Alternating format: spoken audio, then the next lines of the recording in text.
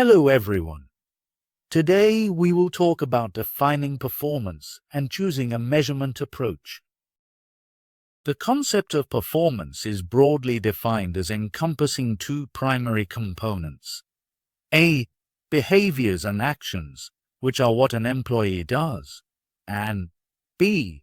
Results and products, which are the outcomes of those actions. These components interact and influence one another. For instance, if a student efficiently allocates time for studying, behavior, it typically leads to better grades, results. Conversely, receiving good grades can motivate the student to continue effective study habits, creating a positive feedback loop. There are two key characteristics of the behaviors and results that we refer to as performance. Evaluative nature. Performance can be judged positively, negatively, or neutrally based on its contribution to individual and organizational goals. The effectiveness of these behaviors and results varies depending on how well they support achieving targets. Multidimensionality. Performance consists of various behaviors and results that can either advance or hinder organizational objectives. For example, behaviors contributing to the effectiveness of others might include collaboration, sharing resources, and conflict management. To evaluate performance, organizations might use scales with descriptors to indicate different levels of competence, such as outstanding or unacceptable. This evaluation illustrates the evaluative aspect of performance. Additionally, performance management systems often include metrics for results, such as sales volume for a salesperson, which supervisors may use as an indicator of successful behaviors. In this case, high sales are assumed to correlate with effective actions, even if the supervisor cannot directly observe those actions. Performance represents a complex interplay of behaviors and outcomes that shape organizational success. Certain individuals outperform others due to a combination of three key factors: abilities and other traits, knowledge and skills, and context. Abilities and other traits encompass cognitive abilities such as intelligence, as well as personality characteristics, stable motivations, and physical skills. These traits are relatively stable and more challenging to change. In contrast, knowledge and skills include job-related understanding and can be divided into declarative knowledge, awareness of facts and information, and procedural knowledge, which refers to knowing how to perform tasks effectively. Knowledge and skills are more malleable, allowing for development through training and experience. The context in which an employee operates plays a crucial role in their performance. This includes organizational factors such as HR policies, leadership styles, and the overall culture of the organization. Effective HR policies and a supportive culture can enhance employee output, whereas poor resources or a negative environment can hinder it. The interaction among these three factors is additive, meaning different combinations can yield similar performance outcomes. For example, one employee may be highly motivated but less skilled, while another may possess high skills with lower motivation. If any of these factors has a value of 0, satisfactory performance is unlikely. For instance, an employee might have a strong understanding of product knowledge but poor interpersonal skills, which could lead to overall low performance. Moreover, it is important to differentiate between traits and states. Traits are often fixed characteristics, such as personality, while states are more flexible attributes, like motivation levels. Organizations can influence states through interventions and training programs.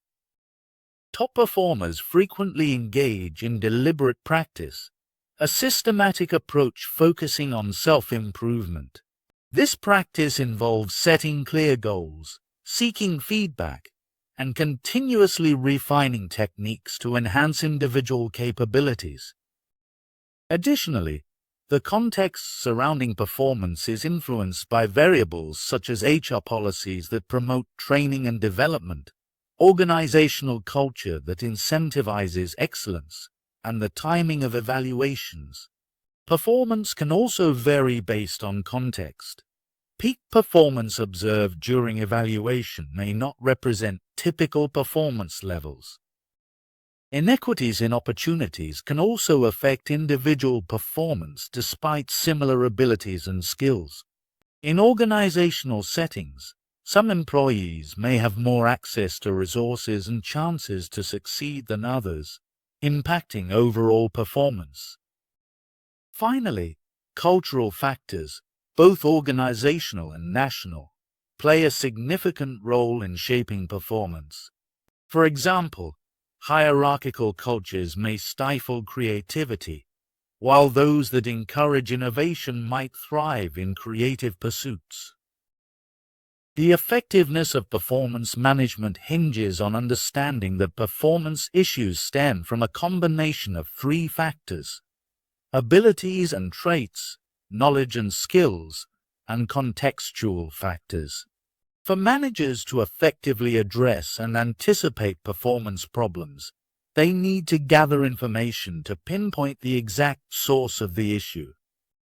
If, for instance, an employee struggles with procedural knowledge, but the manager incorrectly assumes the issue is related to declarative knowledge, providing manuals filled with facts would be a wasted effort.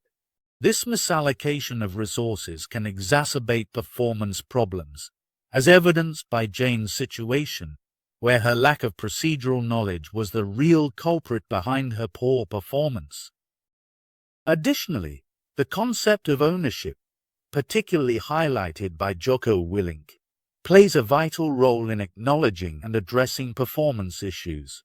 Willink emphasizes the necessity of taking extreme ownership, where one accepts responsibility for shortcomings, regardless of the difficulty of admitting mistakes. In challenging situations, such as those faced by military leaders, the priority is to recognize where performance fell short. This ownership can be uncomfortable, but it is essential for effective problem solving. Ignoring the need for accountability can impede efforts to address performance deficiencies. In practice, when experiencing subpar performance, it is crucial to reflect on the possible causes. This involves considering whether the lack of abilities or traits, knowledge and skills, or contextual factors contributed to the issue. Identifying the two most significant factors can clarify the path forward for improvement. For instance, if knowledge and skills were lacking due to insufficient training, targeted interventions could enhance performance. Conversely, if contextual factors, such as inadequate resources or poor leadership, were at play, organizational changes might be necessary. By systematically analyzing these areas, managers can not only address current performance issues, but also anticipate and mitigate future problems effectively. Performance is a multidimensional concept that requires consideration of various behaviors and results to gain a comprehensive understanding. It can be categorized into four main types: task performance, contextual performance, counterproductive performance, and adaptive performance. A robust performance management system should incorporate key performance indicators, KPIs, that measure each of these dimensions effectively. Task performance refers to activities that directly contribute to the production of goods and services, as well as those that facilitate the transformation process, such as planning and supervision. In contrast, contextual performance, also known as prosocial or organizational citizenship performance, includes behaviors that create a conducive environment for effective task performance. This encompasses actions like cooperating with colleagues, volunteering for additional responsibilities, and upholding organizational rules. It is essential to differentiate between these two types of performance, as an employee may excel in task performance while still underperforming in contextual aspects. Organizations are increasingly recognizing the need to balance both task and contextual performance in their management systems. For instance, if all employees deliver exceptional task performance but neglect contextual behaviors, the organization could suffer. Situations like refusing to help a colleague by answering a phone call can undermine teamwork and overall effectiveness. Companies such as ZFTRW Automotive Holdings Corp. Have implemented key behaviors that emphasize contextual performance, highlighting teamwork and trust within their performance management processes. Understanding the differences between task and contextual performance is critical. Task performance varies significantly across roles and job levels, being predominantly prescribed in job descriptions, while contextual performance expectations are less formalized and similar across all levels. Task performance is primarily influenced by individual abilities and skills, whereas contextual performance is largely shaped by personality traits, such as conscientiousness and agreeableness. In the realm of global competition, there are several compelling reasons to integrate both performance dimensions in management systems. The modern workplace demands heightened levels of effort, not just in task performance but also in the quality of contextual behaviors. Strong contextual performance is essential for enhancing customer satisfaction and fostering effective teamwork. Moreover, including contextual performance in evaluations contributes to greater employee satisfaction with the performance management system, as employees recognize the significance of these behaviors. An additional facet of contextual performance is voice behavior, which involves constructively challenging existing practices to foster improvement. Employees who bring new perspectives, such as those recruited from competitors, can identify processes for enhancement and propose innovative suggestions. However, such behaviors may be perceived as threats by supervisors accustomed to traditional methods, potentially signaling deeper issues within the organization's leadership. In healthy environments that encourage adaptability and innovation, voice behavior is welcomed and rewarded, whereas in less receptive environments, it can lead to resistance and organizational stagnation. The third dimension of performance is known as counterproductive performance, which encompasses voluntary behaviors that violate organizational norms and ultimately threaten the well-being of the organization and its members. While it might seem that counterproductive performance is the direct opposite of contextual performance, the reality is more complex. Employees can simultaneously exhibit both types of performance. For instance, an employee might engage positively in teamwork while also participating in harmful behaviors. Examples of counterproductive performance include actions such as exaggerating hours worked, falsifying expenses, spreading negative rumors about the company, gossiping about co-workers, covering up mistakes, and intentionally sabotaging workplace productivity. Other behaviors may include being intoxicated during work hours, seeking revenge on colleagues, and cyberloafing, using company time for personal internet browsing. These behaviors not only undermine operational efficiency, but can also create a toxic workplace culture. A notable case that highlights the dangers of counterproductive performance is the Enron scandal. This high-profile corporate scandal led to the bankruptcy of Enron Corporation, once a major energy company. Investigations revealed that widespread unethical behavior among executives contributed significantly to the company's collapse. Despite being highly educated, many top executives held MBAs from prestigious institutions. The lack of a robust performance management system that included monitoring for counterproductive behaviors allowed unethical practices to proliferate unnoticed. If Enron's performance management system had effectively addressed both task performance and counterproductive performance, it might have identified and mitigated unethical behaviors before they escalated. The result was a catastrophic loss of 99.5% of the company's market value within a year.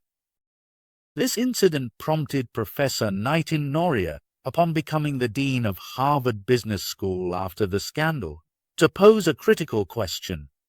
Are we educating individuals who have the competence and character to exercise leadership in business? This query underscores the importance of fostering ethical behavior alongside performance metrics within organizations, highlighting the necessity of addressing counterproductive performance as a means to safeguard organizational integrity and success. The fourth dimension of performance, known as adaptive performance, pertains to an individual's ability to adjust to changes in the organization, job requirements, or overall work context. With the rapid advancements in technology and ongoing shifts in business environments, fostering adaptability has become critically important in the modern workplace. Adaptive performance involves several key performance indicators, KPIs, that assess how well employees manage change. One key aspect is handling emergencies or crises, which measures an employee's capacity to respond swiftly and effectively in high-pressure situations while maintaining emotional control. Another important KPI is handling work stress, which evaluates how well employees can remain composed under demanding workloads and navigate unexpected challenges without resorting to blame. Moreover, the ability to solve problems creatively is essential in an adaptive context. Employees should be able to approach complex issues with innovative thinking, integrate disparate information, and propose fresh solutions. Additionally, navigating uncertain and unpredictable work situations is a crucial component of adaptive performance. Employees must demonstrate flexibility and decisiveness, even when faced with ambiguity and incomplete information.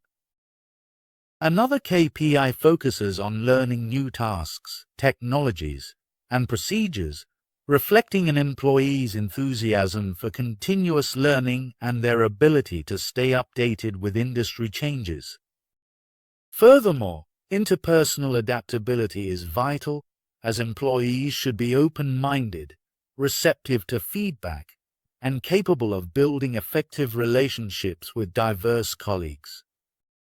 Cultural adaptability is also significant. This involves understanding and integrating into various cultural frameworks and adjusting one's behavior to maintain positive interactions. Lastly, physically oriented adaptability assesses how well employees can adjust to challenging work conditions, such as extreme temperatures or physically demanding tasks. Performance encompasses both results and behaviors, emphasizing the importance of measuring actions alongside outcomes. A well-rounded performance management system incorporates both dimensions to ensure a comprehensive assessment of employee performance.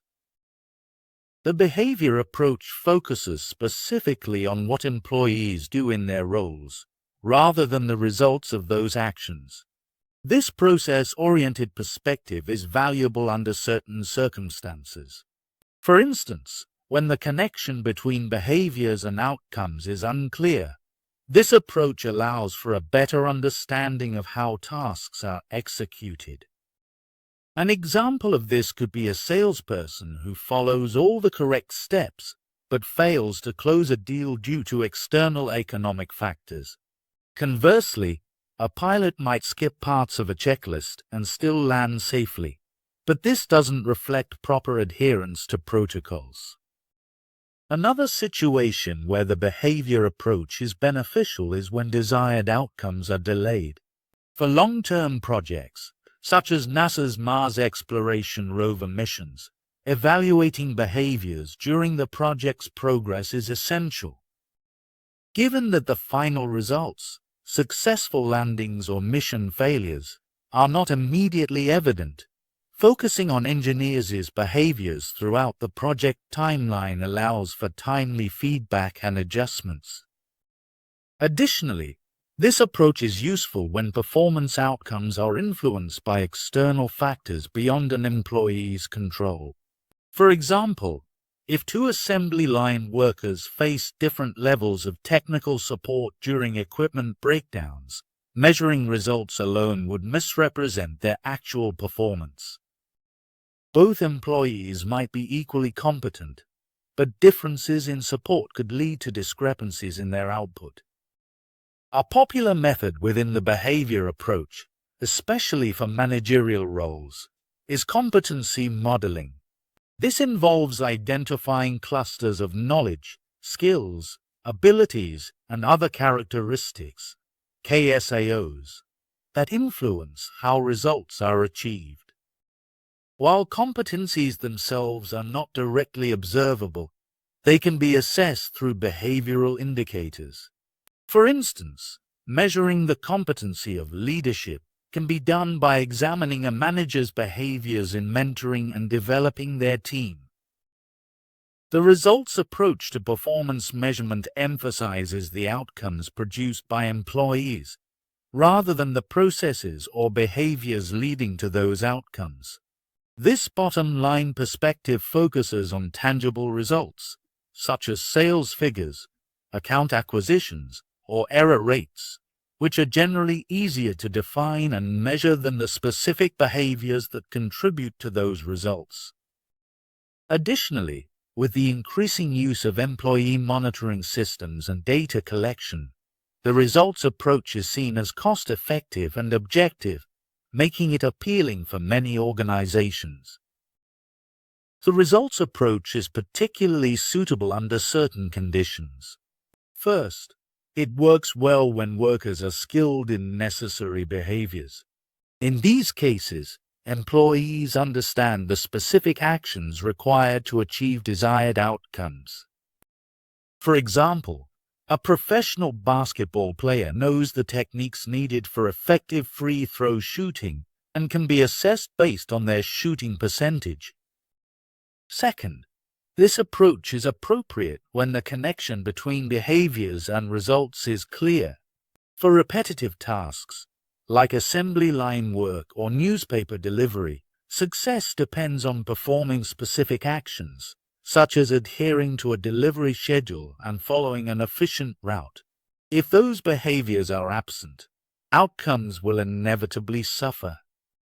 Moreover, the results approach is effective when results demonstrate consistent improvement over time, indicating that employees are aware of the necessary behaviors to succeed.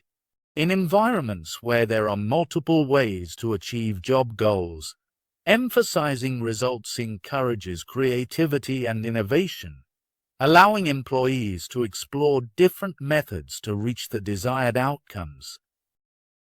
Organizations often use a combination of the behavior and results approaches to assess performance, as evidenced by L Brands Inc. The company developed a performance management system that quantifies both business results, such as total sales and market share, as well as key leadership competencies. This dual focus aligns individual goals with broader business strategies and enhances clarity for performance evaluations. The application of the results approach is not limited to large organizations like L Brands. Many small businesses and startups also prioritize results due to their inherent focus on achievable outcomes. An example can be seen in companies like Basecamp, where results measurement plays a significant role in defining success. Thank you for watching. If you liked this video, please like and subscribe to channel.